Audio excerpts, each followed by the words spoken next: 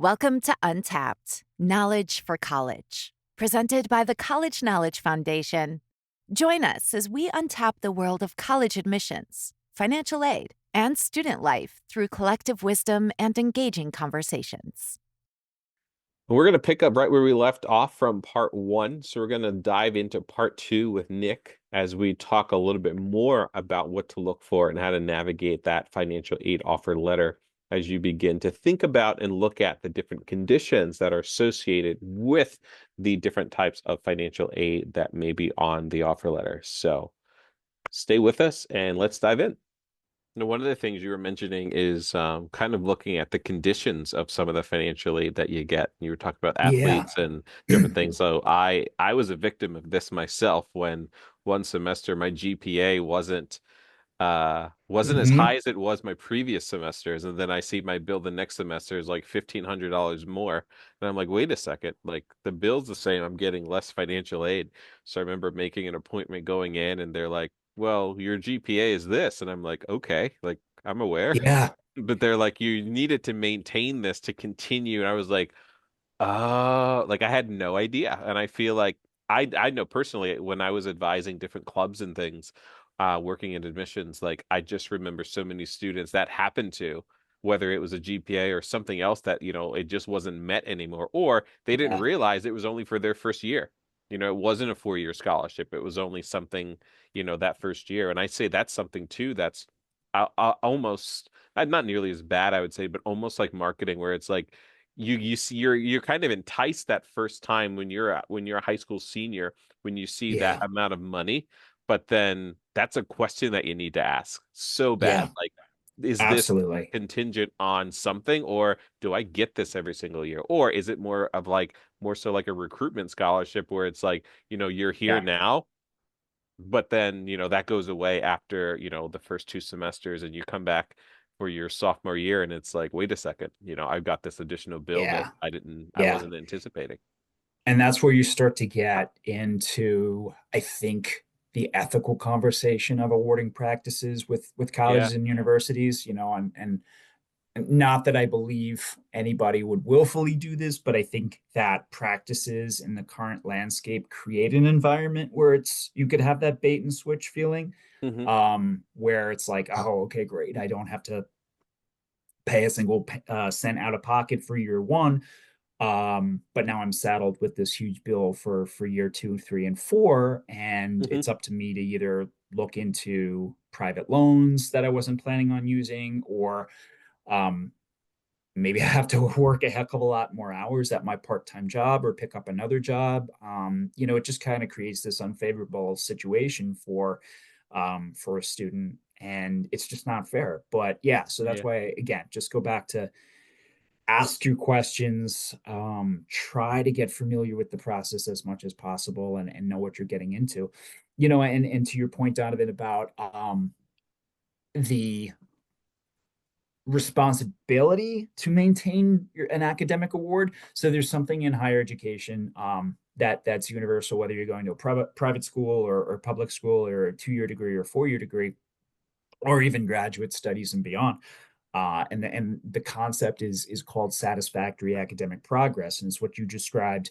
And it's what I was faced with myself, on a not so great, Hmm. on the back end of a not so great semester. Maybe I had a little bit too much fun while pledging, um, but yeah, so satisfactory academic progress, right? SAP. So SAP basically is, you're entering into a contract. You're entering into a contract with the school, and if you're using federal or state funds, you're essentially entering into a contract with the government that says, you know what, you're giving me either this scholarship because you have faith in me, school, or I'm borrowing this loan, this student loan at this preferred rate, government.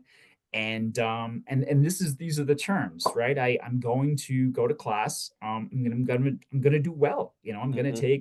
I'm going to be a full-time student, or a part-time, and I'm going to meet those requirements, whatever that is, and I'm going to do well. I'm going to rock it. I'm going to meet a certain GPA. And so you willfully enter in that contract, and when things don't go so well, when you do, poorly enough, I guess, to get below that SAP limit, yeah, you are in financial jeopardy. And so, Mm-hmm. some schools will have a semester as a grace period. Some schools will call it like an academic warning or an academic probation. Mm-hmm. And usually how that works, it's one is the slap on the wrist and hey, kind of get your act together, turn it around, or else this aid is going away. And if that continues for so many semesters going forward, you will lose your financial aid. So it is very important that you know the ramifications of of borrowing or the terms of your scholarship and what that could mean for you down the line.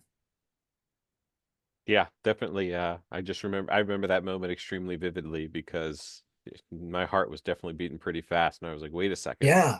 what's going on Yeah. Oh here?" my goodness. I had a semester, I would remember it. It was it was bad. It was not what I wanted. And my parents sat me down and they're like, you're going to a private school because you really, really, really wanted to, and we're helping you out a heck of a lot. And Yeah. you got to do better, buddy.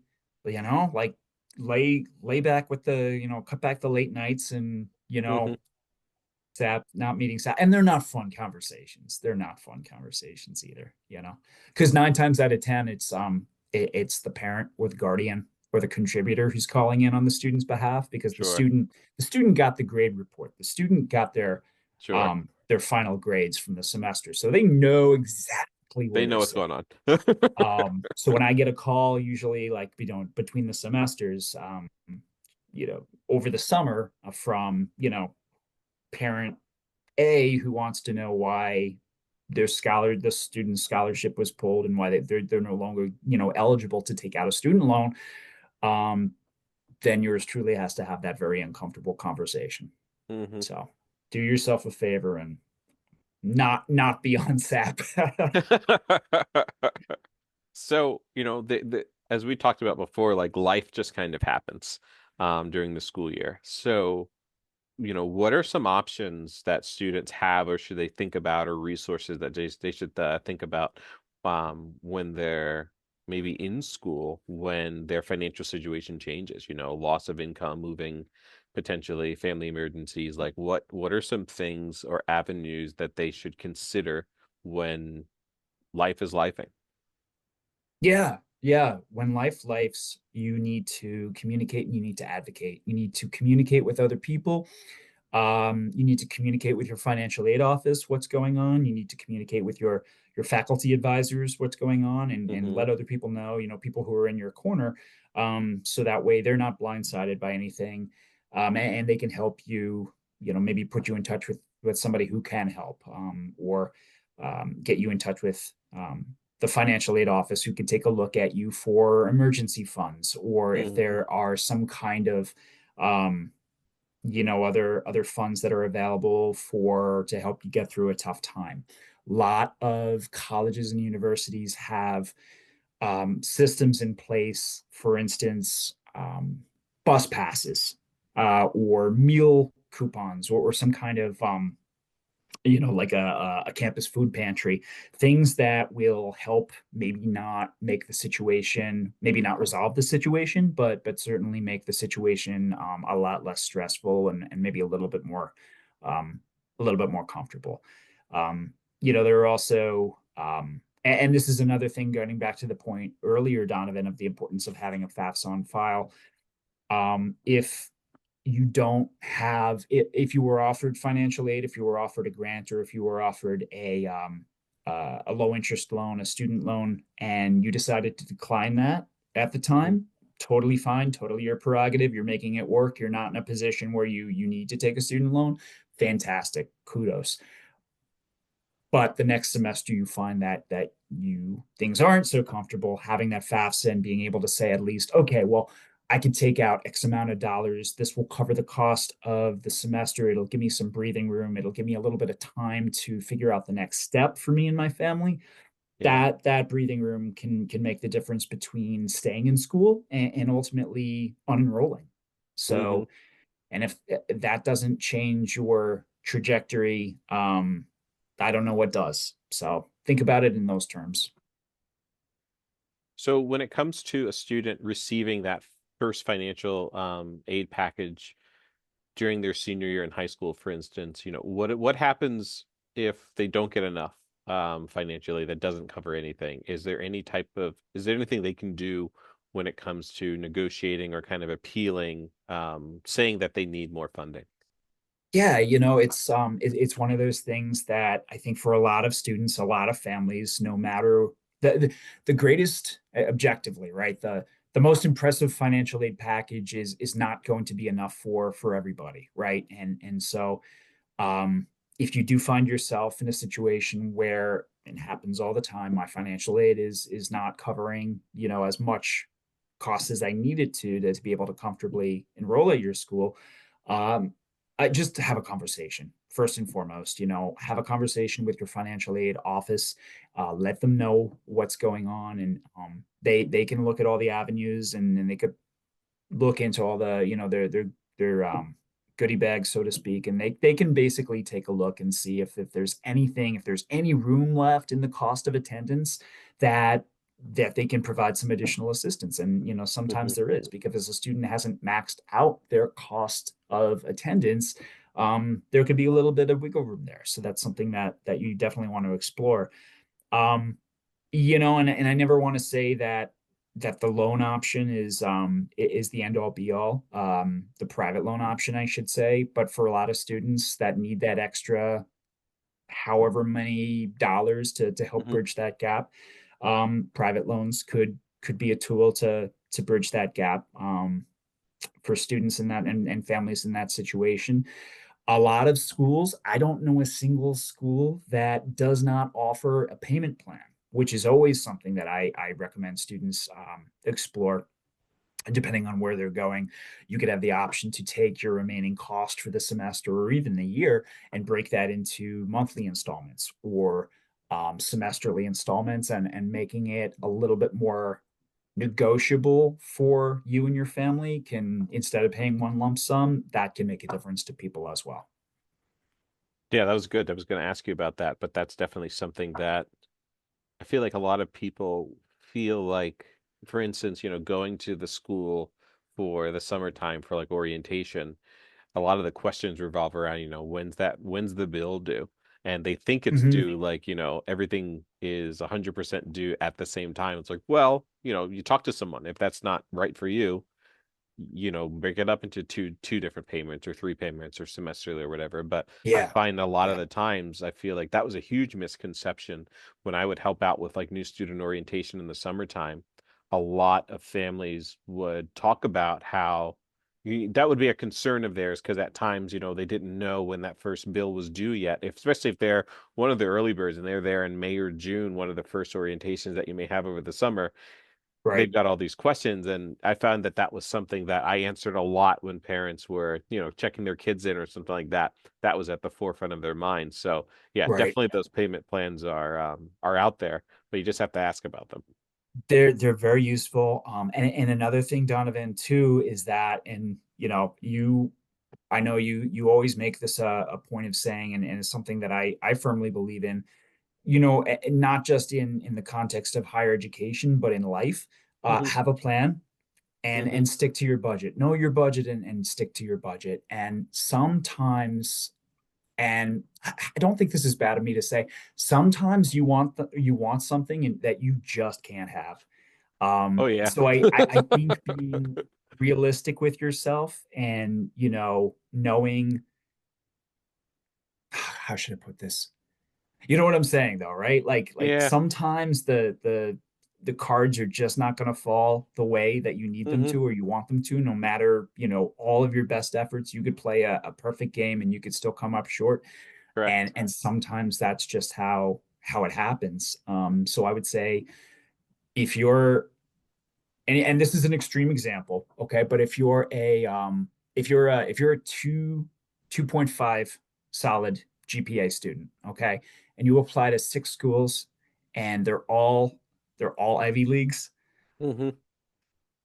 Number one, you're probably in this scenario, you're probably, and I don't know, Harvard and Yale and Brown's admission policies, Hmm. but I'm guessing that the 2.5 student is probably not being admitted. And if they Correct. are, Yeah. they're not getting one of the top academic scholarships is in this scenario would be what I suspect. Yeah, Um, but if you're that 2.5 student, don't apply to 6 private schools. You know what I'm saying? Like be realistic and stay in your lane, I think, and know your strengths sure. and kind of marry those two Yeah. concepts. And for some people, for some students, then for some adults, I mean, that's a tough pill to swallow. But sometimes that no, or I can't, or I shouldn't do this is actually a misdirection to where is actually a redirection of where you should be. So lots of great schools, over 4,000 amazing colleges and universities, 2-year schools, private schools, public schools in the country. Mhm. There is something out there for you. I would also say too, you've got me thinking about, just with things, you saying things not being in the cards. I knew a couple students, a couple friends of mine who, for instance, wanted to major in engineering, but after failing their second calc course, I'm like, Yeah. hey, or Yeah. even working in college admissions, talking with students that I knew throughout their college journey from beginning their search or me potentially recruiting them, and I'm like, when it comes to the money you're spending, and you think that all of a sudden, miraculously, the third time after getting your second F in calculus, that you're gonna, I'm Yeah. like, look at the money, and you only get so much money for so many semesters, and like, be realistic. Yeah. Yeah. It's I think it's there's a certain part of us that wants to have that kind of That shoot for the optimism. moon, that yeah. And so I'm not suggesting, I don't want our listeners to walk away from the podcast saying like Nick and Donovan said, I can't follow my dreams. But yeah, I mean, to use your example, I'm never going to build rocket ships because I I can balance That's not in like, the cards. I can balance my checkbook and that's about it, says the financial aid officer. So maybe we don't use that. But you know what I'm saying? Like there are Yeah. other paths and that are equally validating and fulfilling and interesting. Hmm. Um, so so don't rule that out and don't be narrow-minded to the point that it's this path or bust.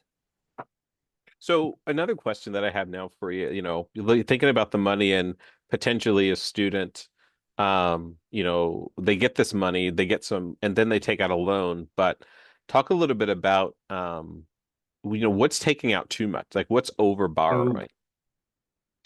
yeah, I think and just that's a really good place. So I'm going to answer this, but I got a notification. I have 16 minutes left of my battery. Yeah, so Otherwise, go I have ahead. to get okay.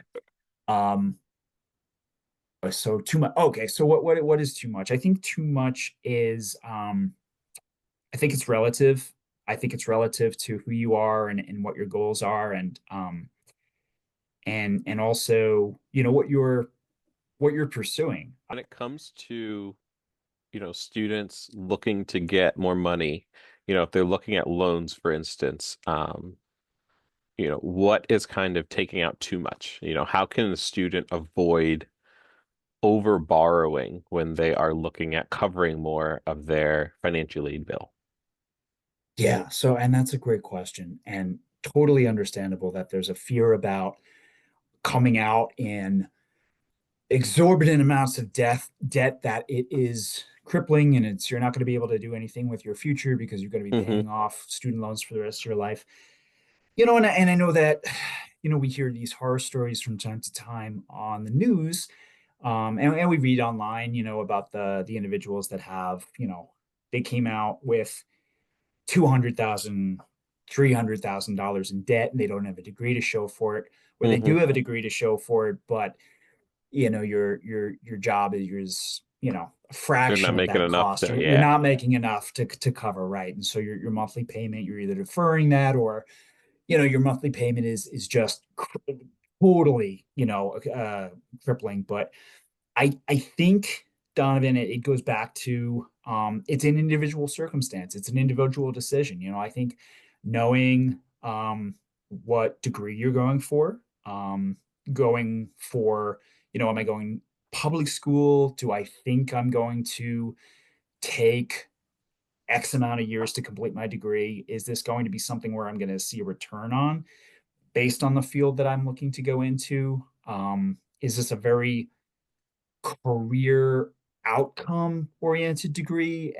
Is my next step grad school or med school or law school? So thinking long term, right? Sure. Because if your long term goal is to be a thoracic surgeon, you're going to need a lot of school for that, right? Yeah. You're not coming out with a biology degree and they're not handing you a scalpel. Like it's just not how that works. There's Hmm. additional schooling involved. So being able to say, okay, this is my goal and working backwards from there, and this is what I consider, a reasonable amount of debt for me. Um, and so that varies person to person. A lot of times that, there's going to be well, not a lot of times, I'll say all the time, there's a limit in place to what students can borrow, in terms of spending cap or borrowing cap. So for anything that is going to be federally funded or state funded, there's going to be a limit to what students can borrow. It's going to be either 150% or 200% of the lifetime of how long a student is enrolled. And there's an algorithm for that. And so basically, what that says is that the longer a student is enrolled in their original degree, um, there's a finite term to how much financial aid will cover. Okay, so if you're gonna, and I'm gonna date myself a little bit and use this reference, but if you're pulling a Van Wilder and you're in school for 10 years at the same school, you're not getting the same type of loan because the student loan, because you hit your limit. You're Yeah. not getting the same grant from the state because again you hit your limit. So that there's and that's done with a lot of intentionality too, to protect the student in these types of Sure. situations Yeah. so that you don't bounce around from aimlessly from degree to degree to degree and say, you know what, I'm 12 semesters in and nothing to show for it. So I think that there's that too. um but I think it just comes down to how much you're willing to take on, to how much you're willing to budget for in the long run. I would say that that's also important. It just comes down to knowing, what your budget is as well. A lot of times I think students get into trouble. They think they're going to be making a much larger or much higher salary when they come out. And again, for a reality check, that period of 6 months to a year after graduation is tough for a lot of students. They're Yeah. they're finding out that um, now that I'm in the real world and I have all these extra expenses and all these extra responsibilities, maybe this wasn't exactly, I'm not doing as well as I thought I was going to be. So I think be very realistic when it Hmm. comes to thinking about your next steps. That's extremely important. Since starting College Knowledge, I've had tons of interns, and I love having interns who are seniors who are, about to transition from internship to getting full-time jobs. And Mhm. I'm helping them. So my full-time job, I do corporate recruiting. So oftentimes I'm helping them with their resumes and helping them with interviews and, things like that. And I'm like, I help them to apply for things, and we're looking at different wordings, and they're like, well, I'm going to apply for director of this. And I'm like, before you get to the director role, you need to be a Yeah, specialist or a coordinator or a this or a sure. this. And they're like, well, I want to make this though. And I'm like, you got to put your time in. Like coming right out of Yeah, school, all you have is a degree and an internship. Again, being realistic. So a lot of the yeah, times they yeah. You're think you're they not pay off. hopping into that mid-level or senior management role to start with. No matter how, oh, but I can do it. I'm really smart. Yeah, Nobody's done it like me before. I know, and it could be sobering, and because very. we've both been in that, Uh-huh, both been in that, situation there, and for sure.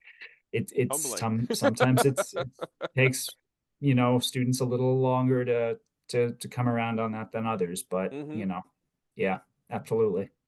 Yeah.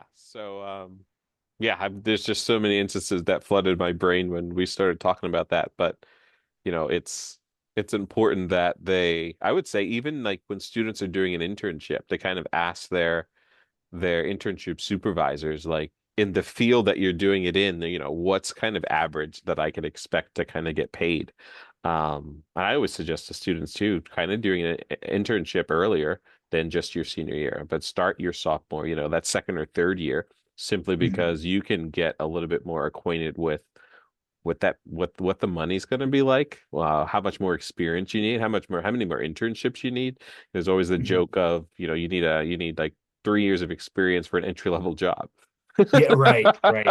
Yeah, So starting that process early, but like just being realistic about, as we're talking about, just that whole financial aid piece of how much are you taking out? Don't over borrow, don't overdo this, don't spend too much time where, you're kind of just stuck to engineering where you can't do math, yeah, because yeah, that's yeah. going to affect you so much later, where your expectation is to make, six figures as your first job out of college. And the amount of, the hundreds or thousands of students that I've known that come out of high school or that come out of college to go into the workforce. I know one person Mm, that I can think of right now that I was like, they got, they were a little over 100K.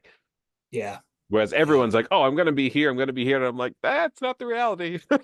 yeah. No, Maybe half that if you're and the lucky. dream crushers that we are. It's again, I don't want to suggest that, this is, but for most of our listeners out there, Donovan, that's exactly, you're describing a reality of what's going to Yeah. happen. Um, Hmm.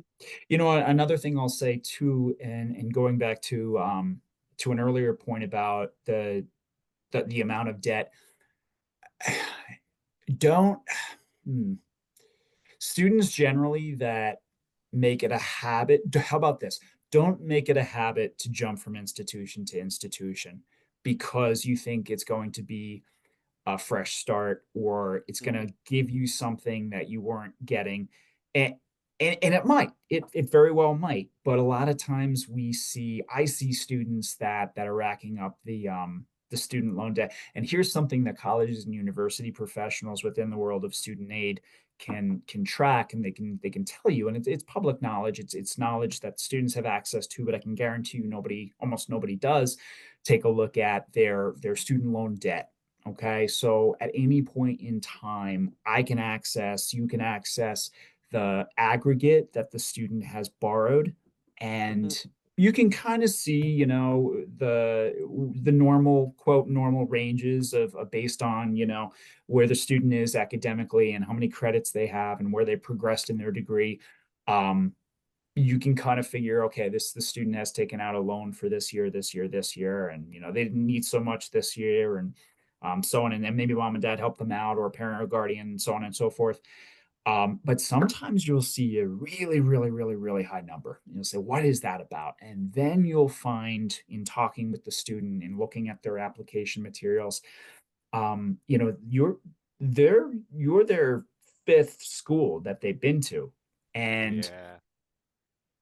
every school you go to, it's not quite the clean start that you think, Hmm. especially if you've been borrowing finance or using financial aid, Hmm. federal or state financial aid. That goes with you. So, there's something that all students have to go through in the United States, when they are choosing to accept federal or state financial aid, and then that's called loan entrance counseling, or they have to sign a master promissory note. So there's these kind of, very very rudimentary checks in place to get students thinking about the long-term implications of borrowing financial aid, right? Of you, especially student loans.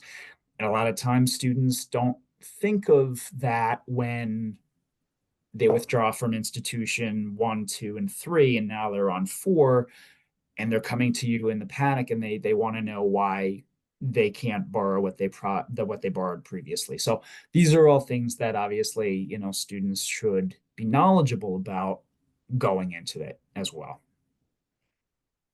Perfect. Yeah. Couldn't put that better.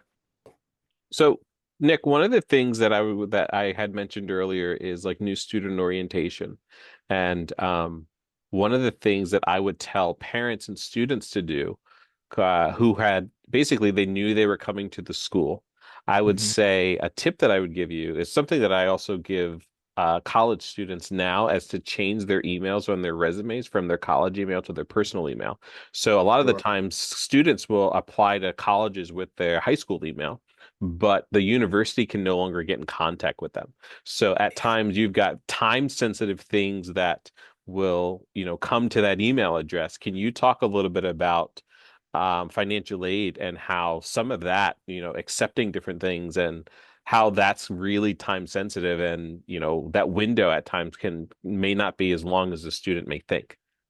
Absolutely. So what you and you're describing a practice that a lot of schools will do, especially when it comes to institutional funding. So Uh-huh. scholarships, right? Is you'll be awarded a scholarship. Somebody will be awarded you're awarded a scholarship, Donovan, and that's wonderful because you're a great person and you're so intelligent and the school really wants you to go there. But you don't communicate with the school and you don't let them know that you intend to accept the scholarship. And so you put yourself in a risk of potentially losing that scholarship. And I see it all the time is students will say, oh, well, I don't check my email. Uh-huh. There's a flag that goes up right there. Yep. It happens. We all know this happens. But oh, I didn't think I had to do anything. Well, it says if you scrolled, right, if you didn't just read the subject line, and I'm guilty of this too, but if you scroll Hmm. down in the email in the third paragraph in bold, it said, please let us know that you choose to accept or decline this scholarship by such and such a date. That informs the school's decision of what to do with that money. And oftentimes, when students decline scholarships that they've qualified for, they'll notify the school, excuse me, the school will then reaward that financial aid. So there's Hmm. real implications. It's not just that I'm not going here anymore, and so whatever happens to the scholarship doesn't matter. 9 times out of 10, the school will reaward that scholarship anyway, but it'll come at the expense of somebody else who's waiting. Correct. And that's an important thing too. So it's just, thinking a little bit more and having a little bit more awareness and consideration for others. And some students they get that they're awesome communicators and they let you know right away. And other times you have to kind of coax that information out of them, and you find out that the student wasn't planning on coming to begin with. So, but absolutely communicate, communicate, communicate. Communication's a two-way street. Always Hmm. read what's coming from your school, especially if it's related to admission or financial aid. Um, I know it seems like we send a lot, but it's because it's important and it's Sure. because it has real implications to your future experience.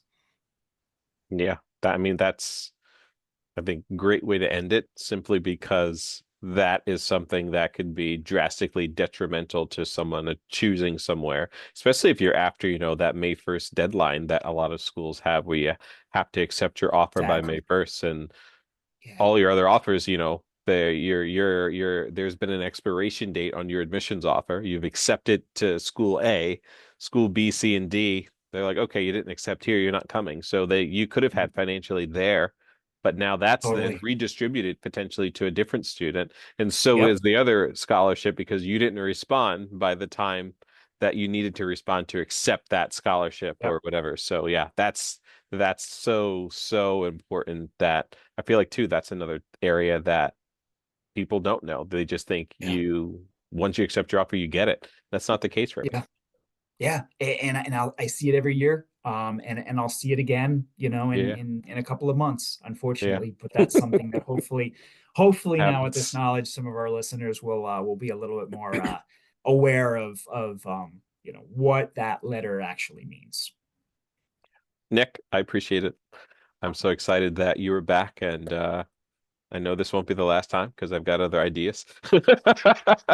I look forward to it, Donovan. Thank you so much, my friend. This was a pleasure as always. Sure. Well, that wraps up today's discussion on kind of navigating the financial aid packages.